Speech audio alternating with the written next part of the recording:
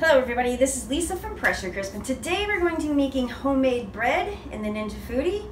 Yes, you can do it in the 6.5 quart, thanks to Erica from the Facebook group page Pressure Crisp. And I was able to get this Pullman Loaf pan off of Amazon. There are different ones out there. I will put a link in the description for the one that fits in the 6.5. It fits in the 6.5 as well as the 8 quart. The lid slides right on, just like that, so it contains, so it can't proof over the top. And when you put it into the Ninja Foodi, when you preheat it, you're gonna get that oven spring. This is gonna stop it, and it's gonna keep it contained into that size loaf. Let's just get started. So I don't wanna ramble on too much, but you wanna make sure your ceramic lined pan is in the Ninja Foodi. You also want to make sure you have a bowl that fits into the Ninja Foodi, because we're actually going to speed up the proofing process and proof it right in the Ninja Foodi. And I did want to show you that this Pullman Loaf pan fits right in here. Fits right in. Beautiful. So we can actually lower the lid. Perfect. So I'm just going to take this out. Very simple homemade bread recipe, King Arthur's recipe. It's a basic loaf sandwich bread, but it's delicious. Now this recipe is going to make one Pullman loaf. I take 3 cups of unbleached flour. This is King Arthur's flour. You're also going to add 2 tablespoons of granulated sugar, 1 1/4 teaspoons of salt. You can use 1 packet of the active dry yeast dissolved in 1 tablespoon of water, or what I like to use is the 2 teaspoons of instant yeast. I'm just going to go ahead and put the 2 teaspoons of instant yeast. The salt's over here, so I'm actually going to put the yeast over here. Salt actually inhibits yeast, so we don't want that to happen. Yes, it is going to all get mixed around, but we don't want to put them together right now. You're also going to add a 1/4 cup of melted butter, or you could use oil. We're using butter. Also, you're going to need a 1/2 cup of milk. So I'm going to leave this right in here, because I'm actually going to dump like a 1/2 cup of water on top of this. Because this water is a little bit warmer than the milk, so I want to get that yeast going. Yeast like heat, but not too much heat. Alright, so we brought that up to 1 cup. The warmer water is going to help bring the milk up to a warmer temperature. And we're just going to pour that right in. You're going to take your dough hook, put it right on there, bring your mixer up, and we're just going to start stirring. Okay, we're going to let this go around. It's going to start pulling away from the sides, and I'll be back to show you that. Okay, so this part started pulling away from the sides nicely. Now this dough is actually looking pretty good right now. I don't think I'm going to add any water, but I am going to let it knead. We're going to knead this for about 4 minutes, depending on where you live. Environment. I'm in Florida, so I know the humidity is higher down here, so I might not need to add as much water, but you don't want like a sticky dough. Okay, so this is actually looking pretty good right now. It's pulled away from the sides. Now we're going to go ahead and knead this for 4 minutes. As you can see right now, this is a nice looking dough. It's just kneading up nicely. Okay, so it's been about 4 minutes. We're going to go ahead and lower the bowl. Take this out of here. Oh yeah, look at that. This is a beautiful dough. Oh yeah, nice. Alright, we're actually going to take this out and I'm going to put it on the counter. Alright, so we're done kneading the dough. I'm actually going to take it right out of this work bowl.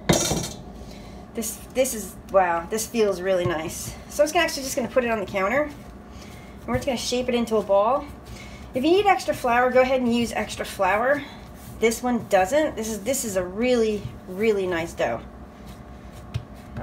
You can actually do this by hand if you wanted to knead this. This is the way I was taught. Push and then push away. Turn it. This is the way my mother and my grandmother taught me to do it. Looking good. Now we're just going to ball this. What you do to ball it, I don't know how to explain it really, but I'll show you. Push it to the side just like this. This is all you do to ball up your dough. Ah, beautiful, beautiful, beautiful dough. So you're going to need a bowl that fits into the Ninja Foodi. This stainless steel bowl that I had in the cabinet will fit. So what I'm going to do to this bowl, we're just going to add a little bit of oil. And what I like to do is use a paper towel. I'm just going to take this oil and just You want to oil the whole bowl. Gonna drop it in there, and then what I like to do is just flip it over. And I'm going to put a piece of saran wrap over this. So how we're going to proof this is this. We're actually going to turn it on. The ceramic bowl is in the Ninja Foodi.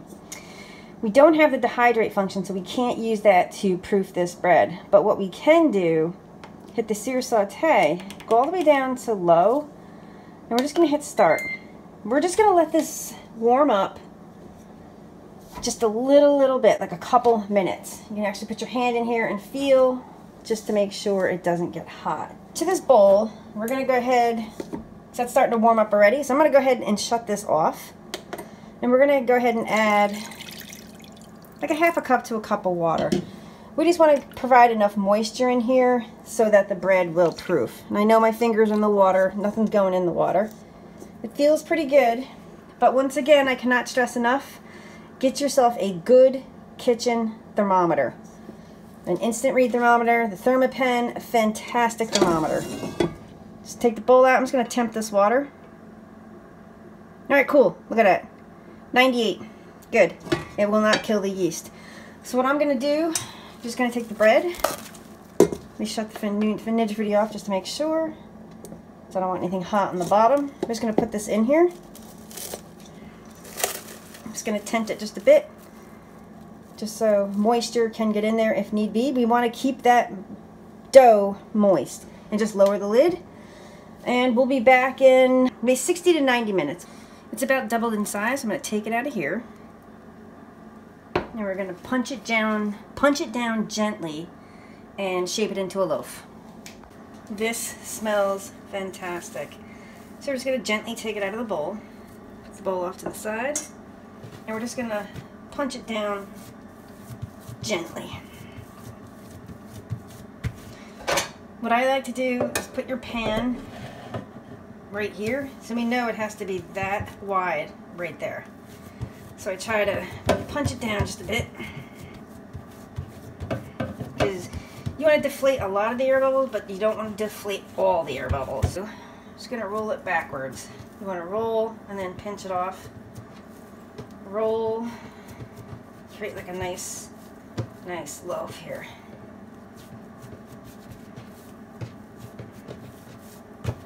It's a bit too long by looking at it.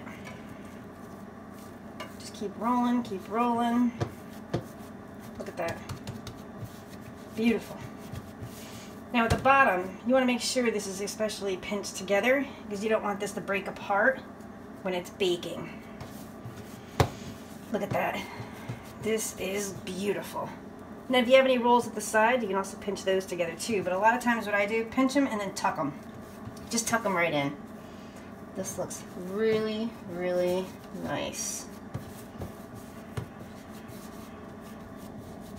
Gorgeous. And all we're going to do, we're just going to put it right into the pan that we're going to bake it in. Right here. Perfect. And that's what it's going to look like right there. Just going to fix it just a bit. And what we can do is just go ahead and put the cover on, because we're going to take a look at it. And we're going to dump the water out of the Ninja Foodi and put this back in there, because it's a nice confined space. There should be a little bit of residual heat to help this rise once more. Dough, the loaf is ready to be baked. I took it out of the Ninja Foodi. We're going to turn it on. We're going to hit bake roast. We're going to bring the temperature down to 325. And we're going to hit start. We're just preheating this for 5 minutes, then we'll bake it. I do want to show you what this loaf looks like. It's all set to go.